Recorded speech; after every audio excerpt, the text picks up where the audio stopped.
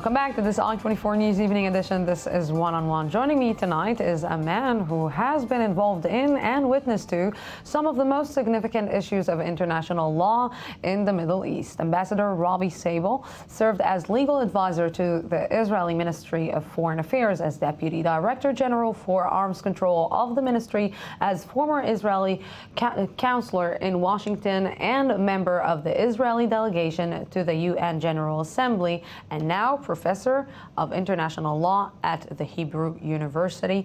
Thank you very much for coming to our studio. Thank you for inviting me. So today, one of the big topics that we discussed today was the separation barrier between Israel and the Palestinian Authority. And it's with all the time that passed, the question that we're asking is it really needed? It's proved itself as a necessary but an unpleasant security measure.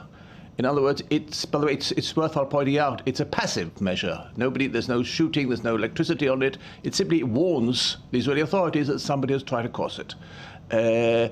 And something that perhaps the public is not aware of, we made an official announcement to the International Court of Justice that if a border is agreed to with the Palestinians, and it's different from the route of the separation fence, we undertake to move the separation fence.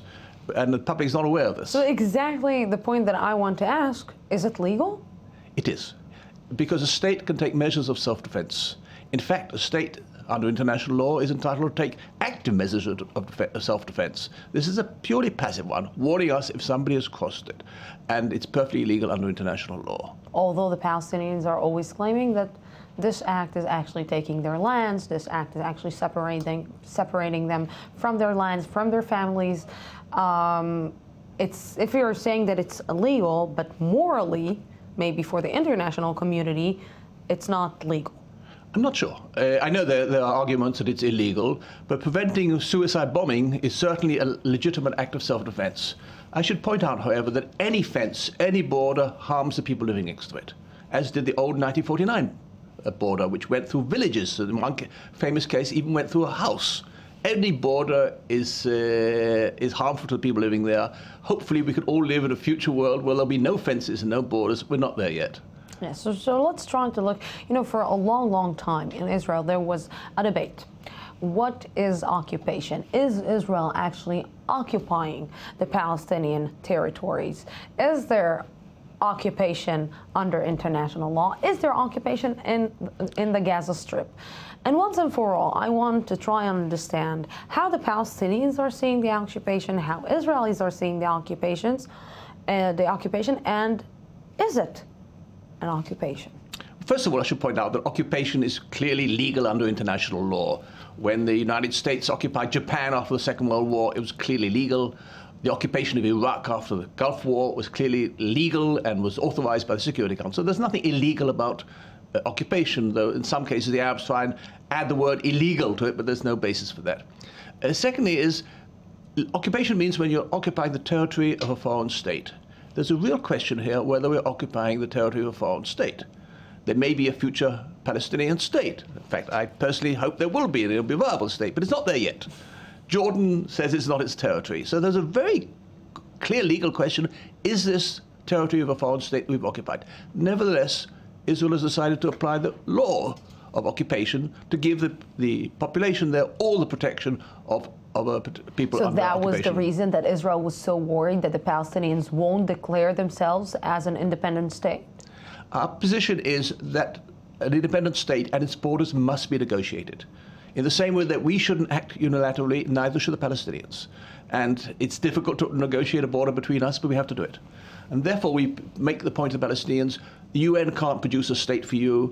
If you do it unilaterally, there'll be no agreement. You've got to sit with us, your neighbors, and negotiate borders, security, and all the other issues that are involved. But doesn't it change the game between the Israelis and the Palestinians in a case that the Palestinians will declare themselves as the state of Palestine? Isn't it changes the game as actually now it's not an occupation, it's a war between two countries? I don't think so. If they do act unilaterally, they can't decide on a border unilaterally. no state can decide this is our border with another neighbor. So the question would still arise is, if they are a state, what are their borders? Are the settlements near the line? Will they be the Palestinian states? Not clear. Again, they have no alternative. They've got to sit with us, do the difficult negotiations, and reach an agreement on a border. So you were part of a lot of negotiations between the Israelis and the Palestinians. Let's try to think. And I want to have a small picture, maybe, to be a fly on the wall in the current Israeli-Palestinian peace negotiations. What was the first meeting about? When you sit on the table and you sit with your counterpart, the Palestinian counterpart, what is the first thing that you tell him? You may be surprised, but what we did is, when we sat with the Palestinians, each one began its narrative as a form of perhaps of catharsis. And they began their story of how they feel they've been oppressed by us. We began telling them about why we had rights here and terrorism. And it went on for a long time. Only then, after a long stage, did we try and negotiate actual issues. But people who have been at hostile relations for so long, I think, have to go through this process. But I remember the Americans lost patience with us at one stage. They said, why don't you people sit down and solve your problems directly? And they said, look, we have to go through this process.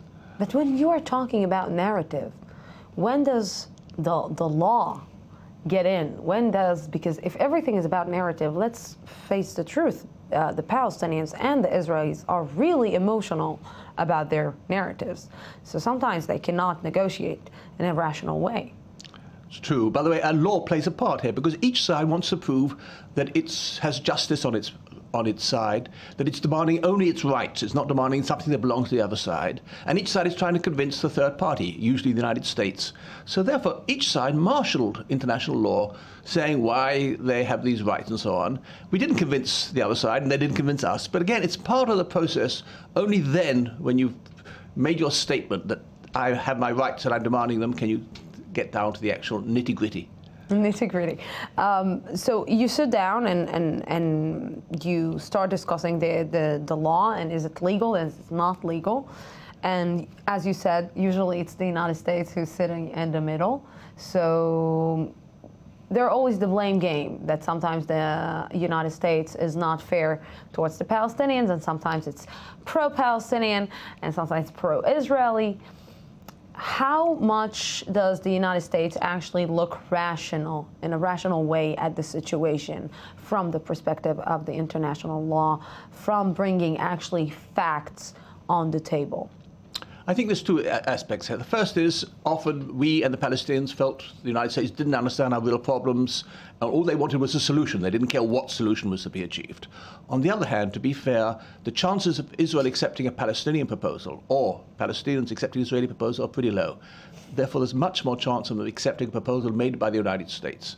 Therefore, I think they have an invaluable part in any negotiations. Of course, each side takes out its anger on the third party trying to. So basically, what you're talking about is that the current Palestinian suggestion of Abu Mazen is not going to be accepted by the Israelis. Neither side, in this sort of negotiation, neither side will accept a proposal proposed by this. But if it comes from a third party, it's easier to accept it. It's psychology. It's also international relations, and I think that'll be happening here as well. So if we want to take an example from the peace negotiation with Jordan and with Egypt, which are two countries that were in war with Israel and didn't have the best relationship with Israel, but found themselves at the end signing a peace agreement. What should the Palestinians and the Israelis take from this experience? I think with Jordan there was no real problems, but with Egypt there were real security problems for Israel. We were very apprehensive that an Egyptian army would be in Sinai and would have the capability of attacking us. Only when this was solved, when the security issue was solved, did Israel make the large concessions and withdraw from the whole of Sinai. In this sense, the key to the Israel-Egyptian peace treaty was two things: security, and Egypt said this is the end of the conflict. We'll have full diplomatic relations, full cultural relations. We didn't have much cultural relations at the moment, but that was the promise. Now, there was a combination of these two elements: security, which was, there's a multinational force supervising it, and Sadat's brave decision, no more war. So if we are looking at the Egypt agreement, the peace agreement between Israel and Egypt. The Israelis and the Egyptians love to call it as a cold peace agreement. Why is it that cold? Because when you sign, call me naive, but when you sign a peace agreement, it should be based on warm relationship, or that the relationship is getting warmer. You're absolutely right. We'd hoped there'd be a warm relationship. It didn't work out. But since 1979, there's been complete peace. Embassies exist there, flights, trade, not much trade, but it exists. It would be much nice. We had pipe dreams of the Israeli Philharmonic playing in Cairo. Nothing happened with that. Nothing happened for that. So right now, you're seeing the current situation in Egypt. Do you think that Israel should be worried about what is happening right now in Egypt, or maybe Israel is back to the days of Mubarak, where it can stay still? Again, I don't think it'd be wise for Israelis to comment on internal Egyptian things. Obviously, we want to see a stable government in Egypt. Hopefully, it could be democratically elected, and a government that will look after Egypt's interests. And Egypt's interests are to have a peace relationship with Israel. And that's why they signed the agreement, and that's why they've kept to it. Because every agreement must serve the interests of both parties. If it's a one-sided agreement, it won't last. And the Israel-Egyptian agreement serve the interests of both parties, and that's why I think it's been kept. Between all the meetings that you had about the peace agreement and the negotiations and the countless hours that you sat down, give me one moment that you remember from the peace negotiation between Egypt and Israel. It's a personal thing. The first time I got out of the hotel and looked up, and there was a great pyramid of Giza. It was such a fabulous movement. And the fact that these Egyptians received us so warmly, it's stuck in my memory. So I want to take this optimism and bring it back to the Israeli-Palestinian peace negotiations, this last round of peace negotiations, and everybody's saying that maybe this is the last window of opportunities that the Israelis and the Palestinians has. Do you really think that maybe this is the last chance, or we will have more last chances in the near future? I hope these will succeed, but if it doesn't succeed, we can try again. You are very optimistic or pessimistic about this process? I'm optimistic. Why? Because it's in Israel's interest and Palestinians' interest, the moderate Israelis and moderate Palestinians, to reach an agreement. And when that's the basis, an agreement can be reached. There are obstacles, but it can be reached. If we had no common interests, we couldn't reach agreement. Both sides want to see this area as prosperous, successful, with peace, and therefore I am optimistic. And again, the reason is I saw the relations with Egypt and Jordan move from absolute war to peace. You're right, a cold peace, but a peace. So let's go to maybe a part in the Middle East that is experiencing, I will say it out in the open, it's experiencing a massacre. And the international community is just standing and actually not saying a word about what is going on there. And from your perspective, from the professional perspective, from the international law perspective, how come nobody's doing anything to prevent the massacre in Syria? States are reluctant to intervene in issues which don't reflect their national interest. And unhappily, the massacre of women and children in Syria doesn't reflect the national interest of any other state. They condemn it. But states will use military intervention only, in my experience, when they feel this is in our real national interest, which also leads to a bit of a paranoia that Israelis must understand in the end, we have to depend on our own ability. No state is going to come to our aid, and we've never asked another state to come to our aid, but we must assume that states will not use military force unless they feel it's absolutely in their national interest. Therefore, they stand aside when massacres take place in Syria, in Africa, and other places around the world. It's sad. So if you're looking at what is happening in Syria, and if, for example, we, the people, not the leaders, want to do something legally about what is happening in Syria, well, what can we do? Nothing. Nothing. You there have a ruthless dictator who's fighting for the life of his regime, and he's massacred tens, if not 100,000 people. He can't be influenced by any outside power. He's fighting for his life. Hopefully the internal civil war will convince him that he has to resign, but so far it hasn't worked. One suggestion that you give Israeli Prime Minister Benjamin Netanyahu to the current round of peace negotiation? Look at practical arrangements. Don't try and get involved in ideological questions, is a right of return and so on, but solve the problems practically. They can be solved. All the problems in Jerusalem, refugees, all the problems can be solved pragmatically. This advice I would give to both sides. If you dig in on your principles, you're not going to get anywhere. If you reach pragmatic solutions, you can reach an agreement. Mr. Ambassador, thank you very much. Thank you. For coming to our studio. Be pragmatic. Think.